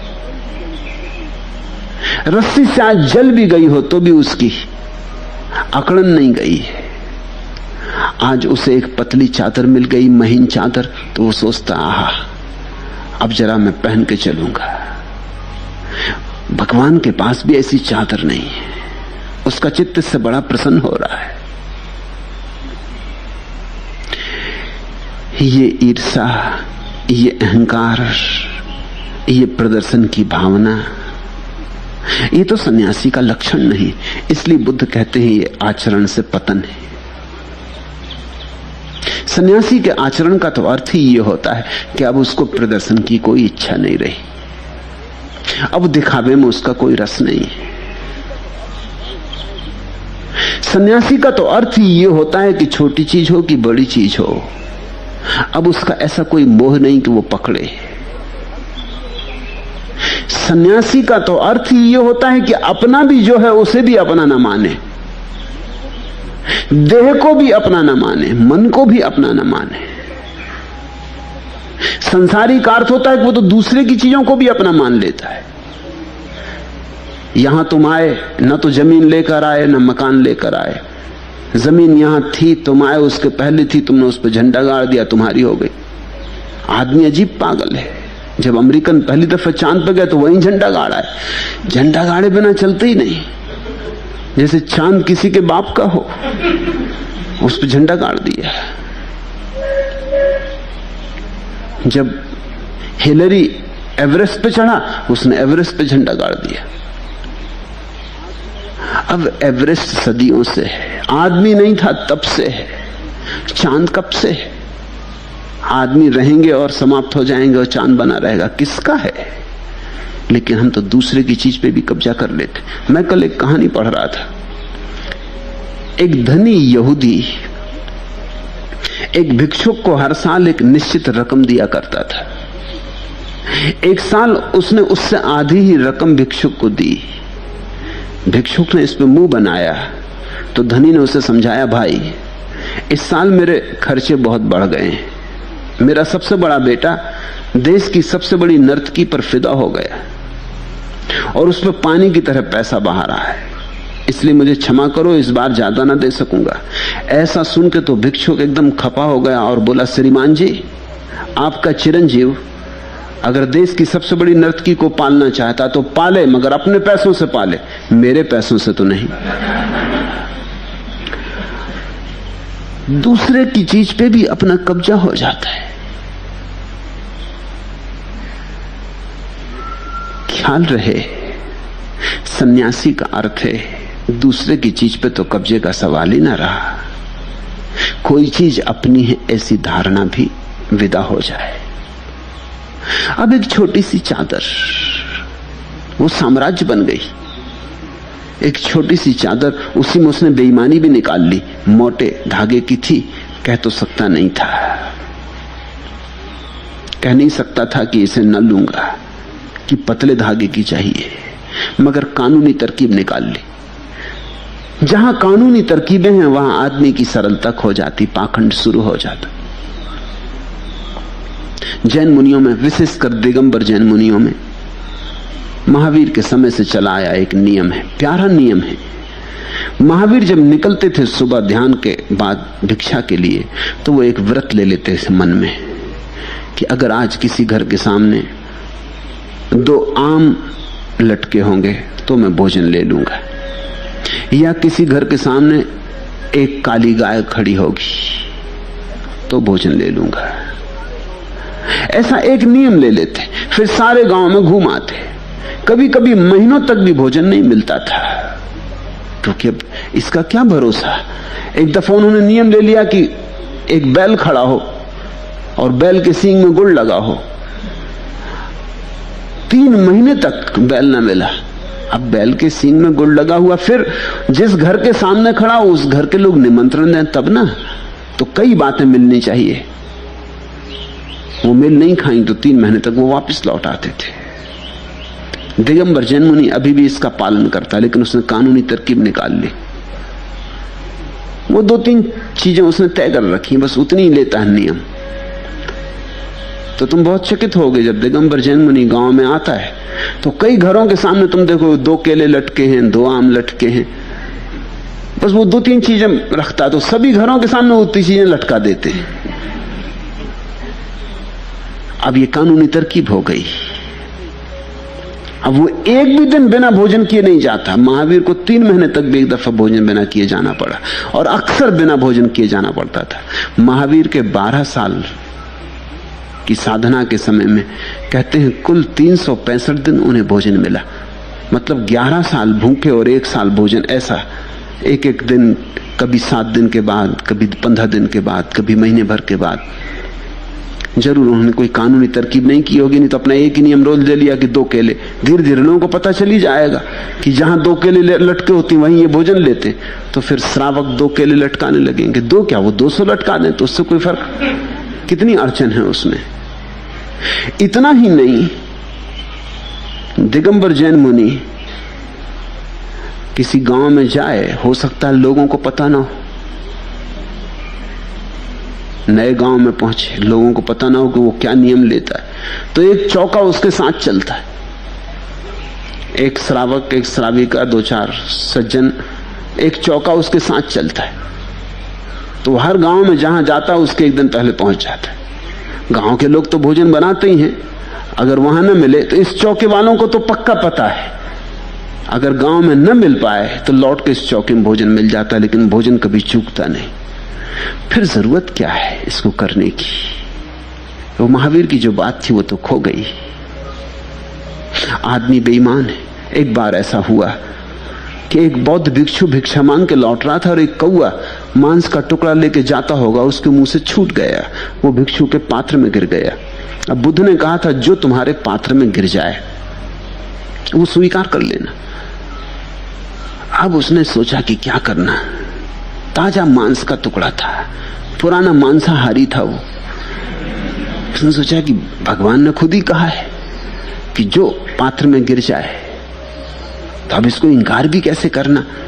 लेकिन पास में और भिक्षु थे, उन्होंने भी देख लिया था। उन्होंने कहा कि ठहरो, ऐसी स्थिति के लिए भगवान ने नहीं कहा, भगवान से पूछना पड़ेगा, अभी रुको। उनको भी ईर्ष्या सताने लगी कि ये तो मांस खा जाएगा और हम सभी छत्री थे, क्योंकि बुद्ध के अनुयायी और महावीर के अनुयायी अधिकतर सब छत्री थे, वो दोनों भी छत्री थे, तो छत्री घरों से लोग ज्यादा आए थे। भगवान के पास बात गई। बुद्ध ने सोचा, उन्होंने सोचा तुम्हारी बेईमानी के कारण कैसी अड़चनें खड़ी होती। उन्होंने सोचा कि अगर मैं कहूं कि तुम्हें तुम्हारे पात्र में जो गिरा है तुम कर लो भोजन, तो ये मांसाहार करेगा। मगर अगर मैं कहूं कि नहीं, तुम्हारे ऊपर छोड़ता हूं, कभी ऐसी स्थिति आ जाए कि जो करने योग्य नहीं है तो छोड़ देना, तो भी खतरा है। क्योंकि फिर तत्क्षण भिखारी, फिर भिक्षु जो है बौद्ध का, वो घरों में जाने लगेगा, जो उसको पसंद नहीं वो छोड़ने लगेगा। वो कहेगा ये करने योग्य नहीं। किसी ने रूखी सूखी रोटी दे वो छोड़ देगा, किसी ने पूड़ी दी तो वो ले लेगा, तो वो तो खतरा और बड़ा हो जाएगा। ये चील इत्यादि ने तो एक बार गिरा दिया, ये कोई रोज रोज तो गिराने वाली नहीं है मांस। इसलिए उन्होंने कहा कि ठीक है, जो पात्र में आ जाए वो ले लेना। इस छोटी सी घटना के कारण सारे बौद्ध मांसाहारी हो गए। शाकाहार खो ही गया। चीन, जापान, कोरिया, तिब्बत, बर्मा सब मांसाहारी हो गए, सब बौद्ध मुल्क मांसाहारी। इस छोटी सी घटना के कारण ये चील ने सारा उपद्रव कर दिया। करोड़ों लोग मांसाहारी हो गए इस एक चील की तरकीब से। अब वो कहते हैं जो पात्र में पड़ जाए, और उनके श्रावक जानते हैं कि लोग मांसाहार पसंद करते हैं, तो पात्र में मांसाहार डालने लगे। उसके पहले तक नहीं डाला था उन्होंने। बुद्ध ने कहा है कोई किसी को मार के ना खाए। सोचा भी नहीं होगा कि कोई कानूनी आदमी इसमें से तरकीब निकाल लेगा, किसी जानवर को मार के ना खाए। तो चीन और जापान में तुम्हें ऐसी तख्तियां लगी मिलेंगी दुकानों के सामने कि यहां अपने आप मरे जानवर का मांस बेचा जाता है। इसके लिए तो बुद्ध ने मना किया भी नहीं। उन्होंने कहा था कोई मार के ना खाए, तरकीब निकाल ली। अब इतने जानवर अपने आप मर भी नहीं रहे, हजारों गायें काटी जा रही हैं, कट के मांस आता है, होटल वाला तख्ती लगता है, बैठा है, बस मजे से तुम कर सकते हो क्योंकि साफ लिखा है। तुम भी जानते हो, सारी दुनिया जानती है कि वो सब मांस कट के आ रहा है, लेकिन इससे तुम्हें क्या मतलब? लेने वाला कहता है ये होटल वाला जाने। अगर वो कोई पाप कर रहा है, झूठ बोल रहा है, तो वो जाने। होटल वाला सोचता सारी दुनिया जानती है कि इतने जानवर रोज कहां से मरेंगे, जान के तुम ले रहे हो, तुम समझो। तख्ती तो ऐसे ही जैसे हमारे मुल्क में तख्ती लगी रहती है, यहां शुद्ध घी बिकता है। सभी जानते हैं कि जहां जहां शुद्ध घी लिखा है वहां वहां क्या बिकता है। इसमें किसी को कुछ बताने की जरूरत नहीं है। जब शुद्ध घी बिकता था तो किसी जगह तख्ती लगी नहीं होती थी कि शुद्ध घी बिकता है। घी बिकता है इतना ही काफी था, शुद्ध क्यों लगाना? घी यानी शुद्ध होता है। शुद्ध घी बिकता है, उसका मतलब ये कि अशुद्ध का भाव प्रवेश कर गया है। तिस्स को कुछ बड़ी चीज नहीं थी, एक छोटी सी चादर थी, मगर चादर ने बेचैन कर दिया। खूब अहंकार उठने लगा मन में उसको, और रात अंधेरा हो गया, इसलिए अब तो पहनने का मौका नहीं। कल सुबह सूरज के उगते ही नहा धोकर पहन के निकलूंगा संघ में। देखेंगे भिक्षु ईर्षा से थके रह जाएंगे, खड़े रह जाएंगे। भगवान के पास भी ऐसी चादर नहीं जैसी मेरे पास है। लेकिन संयोग की बात, न तो रात सो सका, चिंता के कारण सपने देखे, और उसी रात मर भी गया। ख्याल करना, जब भी तुम मरोगे तो जो तुम्हारी अंतिम वासना होगी वही तुम्हारे नए जन्म का सूत्रपात होती। इसलिए मरते वक्त अगर वासना के सहित मरे तो वासना ही तुम्हारे जीवन का ढांचा बनेगी, आने वाले जीवन का ढांचा बनेगी। मरते वक्त उसके मन में एक ही भाव था कि चादर पहन लूं, चादर पहन लूं, चादर पहन लूं। फिर मर गया तो चीलर हुआ। चीलर का मतलब इतना ही है, कथा तो केवल एक बोध कथा है। चीलर का मतलब इतना है कि अब और तो कोई उपाय नहीं था। चीलर होके चादर में प्रवेश कर सकता था, ओढ़ सकता था चादर को, तो चीलर हुआ। वो चादर की वासना उसे चीलर बनाती। तुम्हारी वासना ही तुम्हारी नई देह बनेगी। इसलिए मरते वक्त सोच समझ के मरना। मगर मरते वक्त सोच समझ के मर ना सकोगे अगर सोच समझ पूरे जीवन न संभाला। तुमने कहानियां सुनी है, वो कहानियां एकदम व्यर्थ नहीं है, बड़ी प्रतीकात्मक है। कि कोई आदमी मर जाता है, वो सांप होके अपने गड़ाए हुए धन पे बैठ जाता है। वो जिंदगी भर धन की ही बात सोचता रहा, रात दिन एक ही फिक्र रही कि जहां धन गड़ाया है कोई उसमें आ ना जाए। मर के सांप हो गया है। ऐसा हो या ना हो ये सवाल नहीं है, मगर ये बात सूचक है। तुम मर के वही हो जाओगे जो तुम्हारे जीवन भर की वासना थी, और अंतिम घड़ी में तुम्हारे चित्त पर जो बादल डोल रहे थे उन्हीं के इशारे पर तुम्हारे नए जीवन का प्रारंभ होगा। वो तिस चीवर में चीलर हो गया, और जब उसकी चादर उठाई गई तो स्वभावतः चीलर एकदम पागल हो उठा। वो दौड़ने लगा चादर के भीतर और चिल्लाने लगा, हमारी वस्तु लूट रहे। मर गया, लेकिन वासना अभी भी नहीं मरी।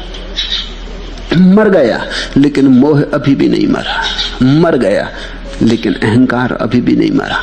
हमारी वस्तु लूट रहे कह कर इधर उधर दौड़ने और चिल्लाने लगा। भगवान के अतिरिक्त तो किसी ने उसकी आवाज सुनी भी नहीं। उतनी सूक्ष्म आवाज तो सिर्फ बुद्ध पुरुष ही सुन सके। वे हंसे और उन्होंने कहा, आनंद उन भिक्षुओं को कह दो कि तिस्से के चीवर को अभी वहीं रख दे। 7 दिन बाद जब चीलर मर गया तो बुद्ध ने कहा, अब उस चादर को बांट लो। स्वभावतः भिक्षुओं ने पूछा, क्योंकि इसमें विरोधाभास था। 7 दिन पहले अचानक कह दिया था कि रुक जाओ, चादर को वहीं छोड़ दो। अब अचानक कहा कि बांट लो। तो बुद्ध ने कहा, कामी अनंत बार मरता है, उसकी कामना तिस्स की उसे चीलर बना दी। अब चीलर की तरह वो मर गया। अब जो कामना लेकर मरा है वो फिर उस कामना से पैदा होगा, फिर मरेगा। कामी अनंत बार मरता है, जितनी कामना उतनी मृत्यु। प्रत्येक कामना एक जन्म है और प्रत्येक कामना एक मृत्यु है। और तब उन्होंने यह गाथा कही जैसे लोहे पर मोर्चा लग जाता, जंग लग जाती। वो आती तो लोहे से ही है, लेकिन लोहे को ही सड़ा देती, गला देती, मिटा देती। जैसे लोहे पर जंग आ जाती, उसी से उत्पन्न होती, और जंग फिर उसी लोहे को खा जाती। ऐसी ही तुम्हारी वासनाएं तुम्ही में उत्पन्न होती और तुम्ही को खा जाती। वासना तुम्हारी चेतना पर जंग है।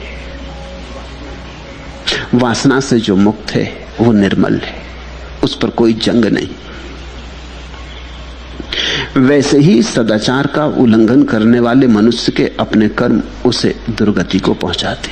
ये तिस्य की हालत देखो, बुद्ध ने कहा अपनी ही भ्रांति, अपनी ही भूल कैसी दुर्गति मिलेगी। कहां भिक्षु था, कहां चीलर हुआ।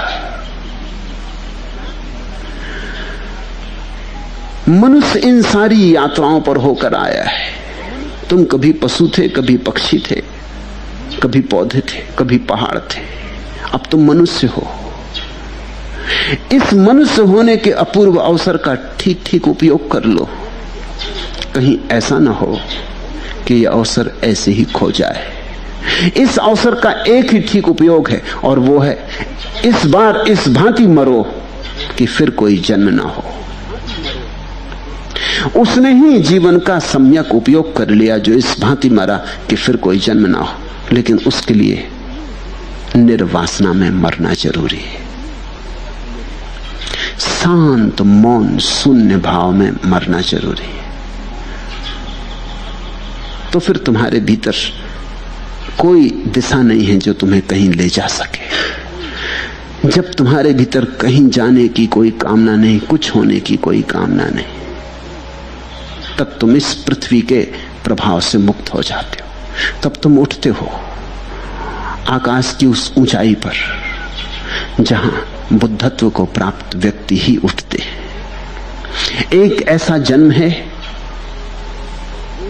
कि फिर कोई मृत्यु नहीं। वह जन्म है मोक्ष में, और फिर ऐसे अनंत जन्म हैं जिनमें बार बार मृत्यु है। वैसे जन्म है संसार में।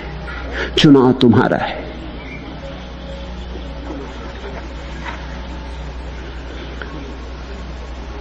सागर बूंदों का मेला, ईश्वर आदमी अकेला। इस अकेलेपन को बुद्ध कहते हैं द्वीप बन जाना। सो करो ही दीप मतनो खिप्पम वायम पंडितो भव। अकेले हो जाओ, असंग हो जाओ, ऐसे जियो कि तुम अकेले हो, कोई संग साथ नहीं, कोई संगी साथी नहीं, कोई अपना नहीं, कोई पराया नहीं। ऐसे द्वीप की भांति जियो, और जिस दिन तुम द्वीप की भांति जियोगे उसे अभी जला जो पांडित्य का है। ये दिया बुझा बुझा ही न रह जाए, इस दिए को जलाना ही है। तो तुम्हारे पास पुण्य पाथेय होगा और तुम्हारा एक घर होगा उस विराट में। तुम बेघर न होगे। संसार से तो घर मिटाना है और निर्वाण में घर बनाना है। आज इतना ही।